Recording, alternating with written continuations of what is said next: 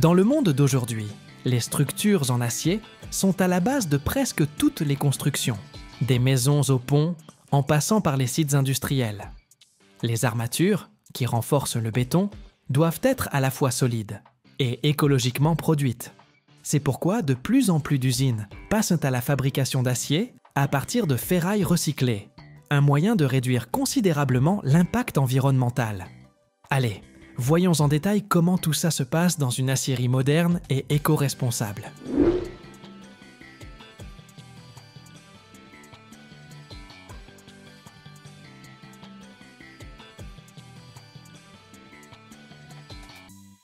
Tout commence avec la ferraille, des vieilles voitures, des structures en béton armé, des tuyaux usés, des débris de construction et d'autres déchets métalliques. La ferraille est collectée dans des centres spécialisés, triée par type d'acier et nettoyée de ses impuretés, plastique, caoutchouc, peinture, résidus de béton. C'est une étape ultra importante parce que la qualité de la matière première influence directement celle de l'acier final. Le tri est fait avec des séparateurs magnétiques, à la main et via des systèmes automatisés modernes. Les gros morceaux, comme les carcasses de voitures, les vieilles structures métalliques, les grandes pièces en fer, sont trop encombrants pour être directement fondus. Ils doivent donc être réduits à des morceaux plus petits, d'environ 10 ou 15 cm. Pour ça, on utilise d'énormes broyeurs, de vraies machines de guerre, avec des marteaux lourds ou des couteaux tournant à pleine vitesse. Un seul broyeur peut transformer des dizaines de tonnes de ferraille par heure en petits morceaux, prêts à fondre.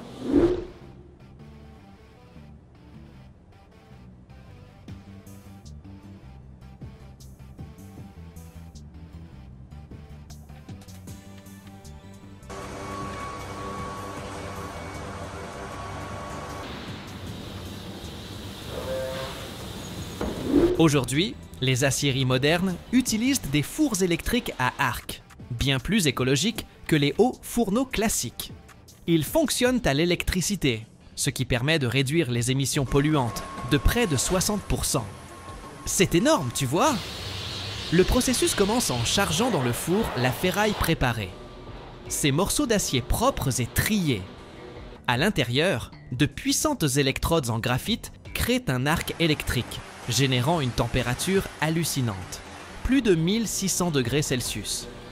À cette chaleur, le métal fond en quelques instants pour devenir de l'acier liquide. Le gros avantage des fours électriques, c'est qu'on peut contrôler très précisément la température de fusion. Résultat, un processus super efficace, sans surchauffe inutile, moins d'énergie consommée et une qualité d'acier au top.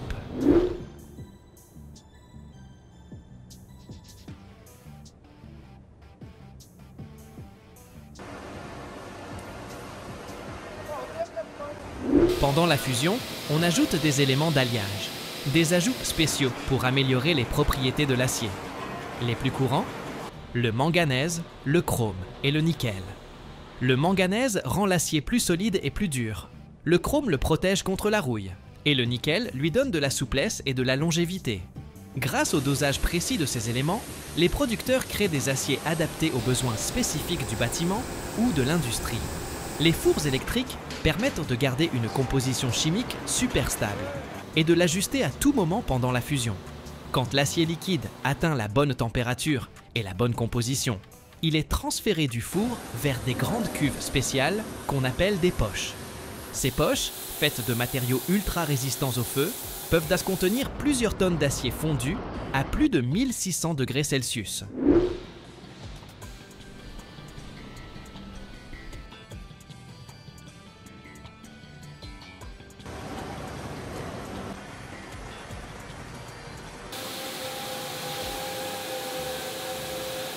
Ensuite, l'acier est versé dans des moules, ou cristalliseurs, où il se refroidit rapidement et durcit, formant des barres longues de métal brut.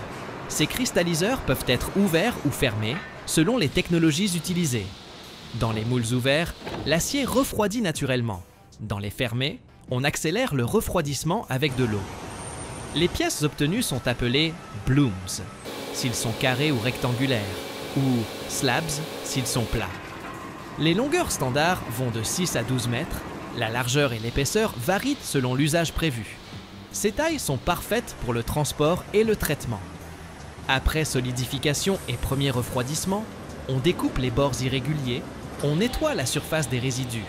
Les pièces sont alors prêtes à être envoyées au laminoir pour devenir des produits finis, armatures, plaques, tubes, etc.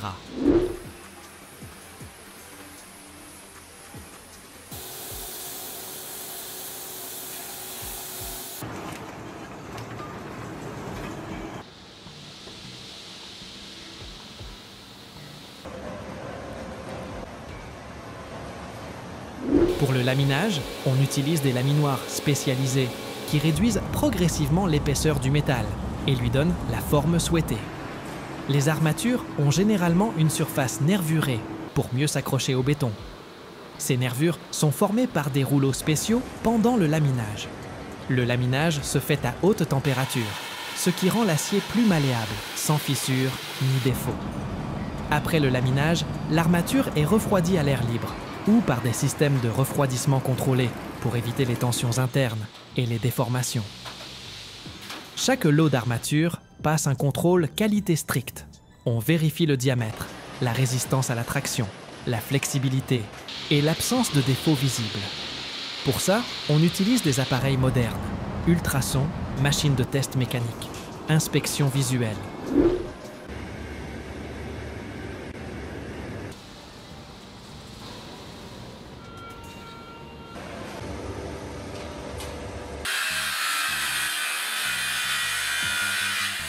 Recycler la ferraille réduit les déchets dans les décharges et la pollution des sols.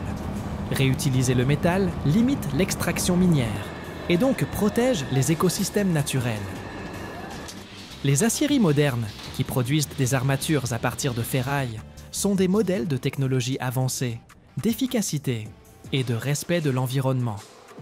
Elles permettent non seulement de produire de l'acier haut de gamme, mais aussi de réduire l'empreinte carbone. Grâce aux innovations dans les fours électriques, à l'automatisation et au contrôle qualité, ces usines sont des piliers du développement durable dans la construction. L'armature produite ici devient la base de structures solides et fiables, et le processus tout entier, un bel exemple de responsabilité écologique et d'excellence technique. Les produits de finish, tubes, armatures, pièces métalliques, sont emballés sur des palettes en bois ou en plastique. Ensuite, tout est sécurisé avec un film étirable pour éviter tout déplacement et protéger contre la poussière.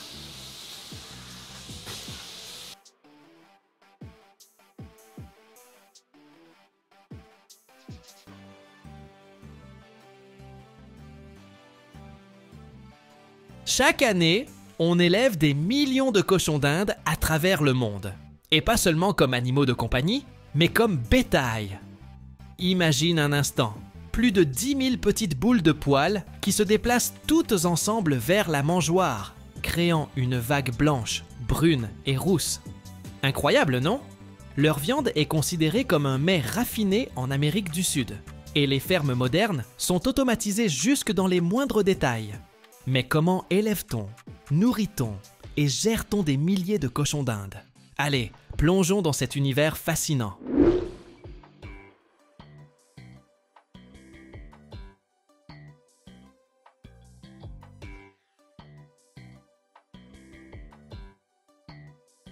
Au Pérou, on recense aujourd'hui la plus grande population de cochons d'Inde au monde, domestiques et sauvages confondus, avec près de 30 millions d'individus.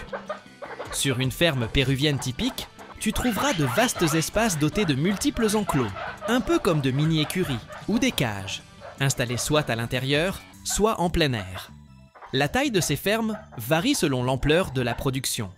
Les petites exploitations, jusqu'à 500 têtes, peuvent s'étendre de 50 à 200 mètres carrés et se trouvent souvent dans les cours des maisons. Les fermes de taille moyenne, qui hébergent entre 500 et 5000 animaux, couvrent entre 200 et 2000 mètres carrés avec plusieurs bâtiments spécialisés. Quant aux grandes exploitations industrielles, au-delà de 10 000 bêtes, elles peuvent dépasser 5000 mètres carrés et certaines atteignent même 2 hectares.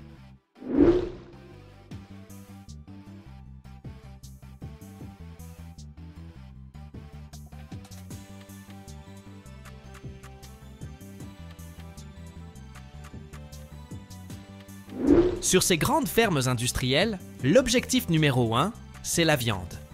La fourrure et les peaux, c'est plutôt anecdotique. Leur pelage n'est pas aussi recherché que celui du vison ou du lapin.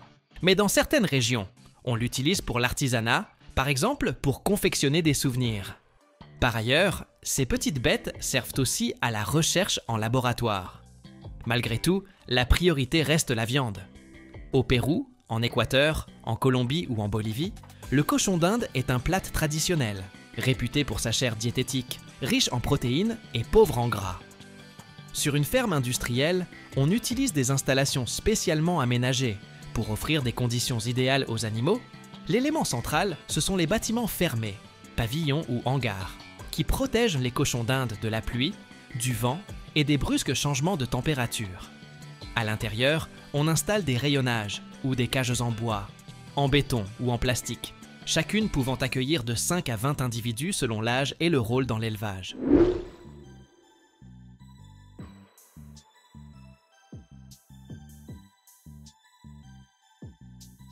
On trouve également sur la ferme des zones réservées à l'alimentation, des pièces ou des entrepôts pour stocker le foin, le maïs et les compléments. Il peut même y avoir des locaux pour la transformation ou l'abattage, si la ferme produit de la viande. Une bonne circulation de l'air est essentielle pour éviter la surchauffe ou l'excès d'humidité. En général, on maintient la température autour de 20 degrés. C'est l'idéal pour ces petits animaux. La journée commence tôt, avec le repas du matin. On leur sert du foin frais, du maïs et de l'orge broyée, un mélange de granulés et des herbes de saison si possible. L'eau, elle, arrive via des abreuvoirs automatiques ou est versée dans des récipients prévus à cet effet. Tout au long de la journée, les cochons d'Inde se déplacent, grignotent et interagissent entre eux. Sur les grandes exploitations, des systèmes d'assainissement automatisés évacuent les déchets pour garder l'endroit propre. 2 fois par jour, on examine le cheptel. On vérifie l'état du pelage, des yeux et le comportement général.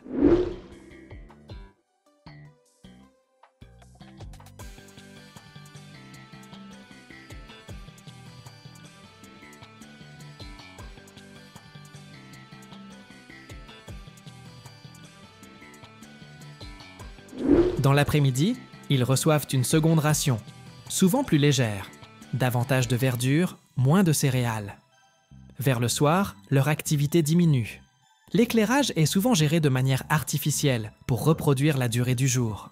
Quand il est l'heure de dormir, ils se blottissent dans leur cage ou leurs abris, créant un petit cocon même dans un environnement industriel. La reproduction est étroitement contrôlée pour assurer un cheptel stable. Les éleveurs sélectionnent les individus les plus sains et les plus productifs. Un poids correct, entre 700 et 1200 grammes. Une ossature robuste, un pelage brillant et aucun défaut congénital. Les cochons d'Inde étant polygames, on compte généralement un mâle pour 4 à 6 femelles.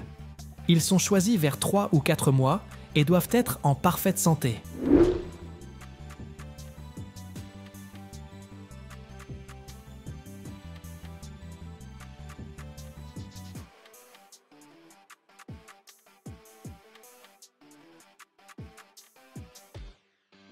La gestation dure de 68 à 70 jours. Pendant ce laps de temps, les femelles reçoivent une alimentation renforcée en protéines et en vitamines. Juste avant la mise bas, elles sont souvent déplacées dans des enclos séparés. Les nouveau-nés pèsent environ 20 grammes, sont déjà couverts de poils et savent voir et se déplacer dès la naissance. Ils commencent tout de suite à manger de la nourriture solide, mais restent avec leur mère 2 ou 3 semaines. Une fois sevrés, on répartit les petits. Les meilleurs reproducteurs restent. Les autres sont élevés pour la viande ou mis en vente. Le cycle de reproduction s'étale sur toute l'année, puisque chaque femelle peut mettre bas jusqu'à 5 fois en 12 mois. Dans de vastes enclos, des milliers de cochons d'Inde se mettent en mouvement dès qu'ils entendent le bruit des mangeoires. Les employés dispersent de la verdure fraîche, du foin, des céréales et des légumes.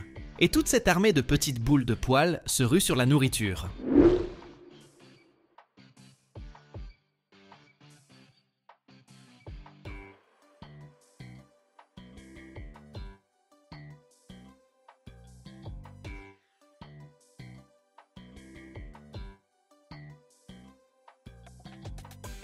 Le spectacle est encore plus impressionnant sur les aires extérieures.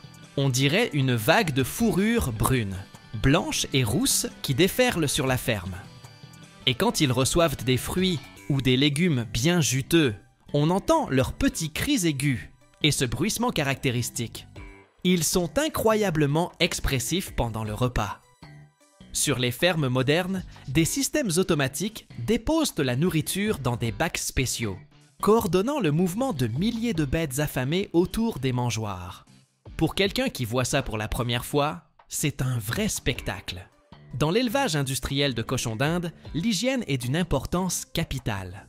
Non seulement pour la santé des animaux, mais aussi pour garantir une production rentable. Les éleveurs utilisent des méthodes de nettoyage précises pour assurer le confort des bêtes et prévenir la propagation de maladies.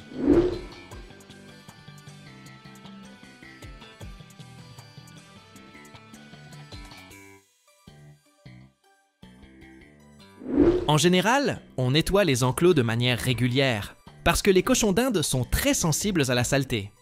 Chaque zone nécessite une attention quotidienne. La première étape consiste à enlever les restes de nourriture et les excréments frais sur la litière. On utilise pour cela des brosses et des pelles adaptées, permettant un travail rapide et efficace. Ensuite, pour désinfecter, on recourt souvent à des produits de nettoyage biologiques, sans danger pour les animaux et respectueux de l'environnement.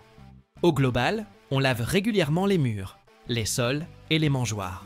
Certains sites sont même équipés d'appareils automatisés diffusant le détergent et assurant un brossage mécanique.